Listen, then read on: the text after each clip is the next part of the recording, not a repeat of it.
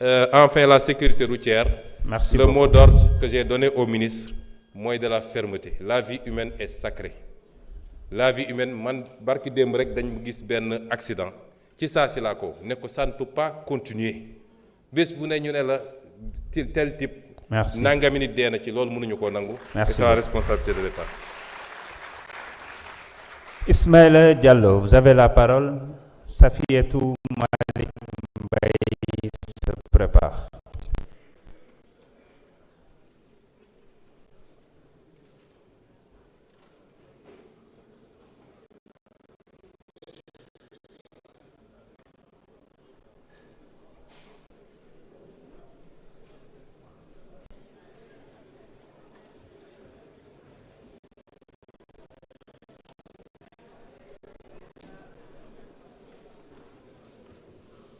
Salam alaikum wa rahmatullah.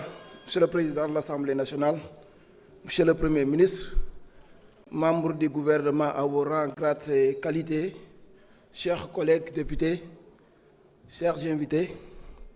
Monsieur le ministre, je me rappelle qu'en 2018, lors de la présentation de votre ouvrage Vision, livre solution, un journaliste vous avait interpellé en ces termes. Que se passerait-il si vous n'arriviez pas à réaliser tout ce que vous avez annoncé? Vous aviez alors répondu que vous parleriez avec sincérité aux Sénégalais. Et je sais que vous êtes sincère. Et je sais aussi également que ñi nekk ci salle bi yëpp xam nañ ne vous êtes sincère dans ce que vous faites ak li ngay wax yëpp. 8 ans plus tard, force est de constater que vous êtes demeuré constant et cohérent dans le respect des lois, dans votre démarche, dans le respect des lois et règlements du pays et dans l'exercice du pouvoir. C'est l'occasion même de saluer ce respect accordé à cette institution parlementaire, cœur battant de la démocratie, en donnant la disposition de l'article 104 du règlement intérieur de l'Assemblée nationale tout son sens. Monsieur le Premier ministre, ma question, elle est simple. Votre gouvernement a engagé des efforts significatifs pour alléger le coût de la vie, notamment par la baisse des prix des denrées de première nécessité, du carburant, de l'électricité.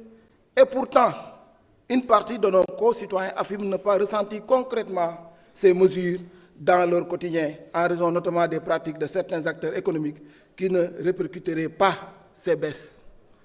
Maintenant, je demandais quelles mesures de contrôle, de régulation et de sanctions envisagez-vous de renforcer afin de garantir l'application effective de ces décisions gouvernementales et permettre aux Sénégalais d'en percevoir pleinement les bénéfices. Ma baamtuwaat ko tuuti ci wolof. Monsieur le ministre, damay am loo xam ne dama koy fàttali 2018 daanaka Sénégalais yi bëri ci lañ nekk en contact ak yow nga doon présenter benn livre solution.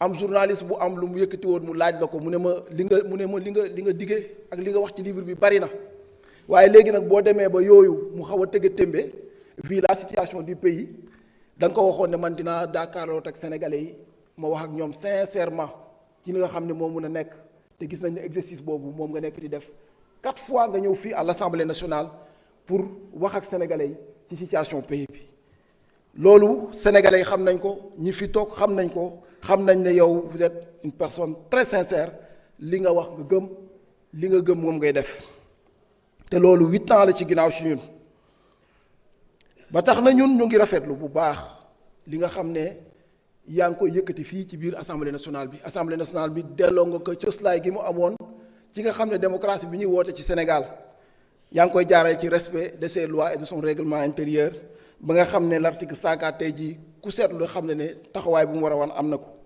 léegi nag ñun dañu am lu ñu seetlu mooy def ngeen effort yu bari wax dëgg yàlla ci dund gi ci courant bi ci carburant bi ba sénégalais yi bëri ne ñoom gis nañ ne wàññi bi 1900 encore. A informé sur de prétendues difficultés du Sénégal pour rembourser sa dette, un montant de 746 milliards de francs CFA en mars 2026. Malgré ce contexte contraignant, l'exécutif a résolument écarté l'option d'une restructuration de la dette publique. Cette orientation s'accompagne d'efforts soutenus en matière de consolidation budgétaire, de rationalisation des dépenses publiques, d'amélioration de la gouvernance financière et de mobilisation accrue des ressources internes. Ces efforts trouvent leur traduction concrète dans l'adoption du plan de redressement économique et social PRES 2026-2028, cadre stratégique visant à restaurer durablement les équilibres macroéconomiques, à renforcer la résilience de l'économie nationale et à poser les fondations d'un développement inclusif et souverain. Monsieur le Premier ministre, qu'en est-il réellement concernant les échéances de la dette remboursable? Comment le gouvernement compte s'y prendre pour faire face aux échéances rapprochées de remboursement? Enfin, Monsieur le Premier ministre, qu'en est-il des négociations en cours avec le Fonds monétaire international FMI? Monsieur le Premier ministre, ñu ngi lay sant di la gërëm di la wax ne yow yaay jubal di jubanti jërë ngeen jëf.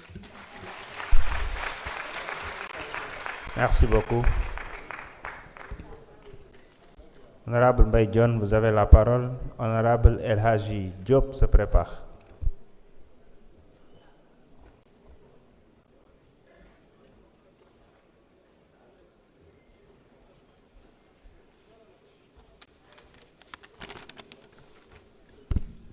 Bonjour, Monsieur le Président de l'Assemblée nationale, Monsieur le Premier ministre, Mesdames, Messieurs les membres du gouvernement, chers collègues, maa ngi nuyu ñëpp di leen sant di leen gërëm di leen balu àq.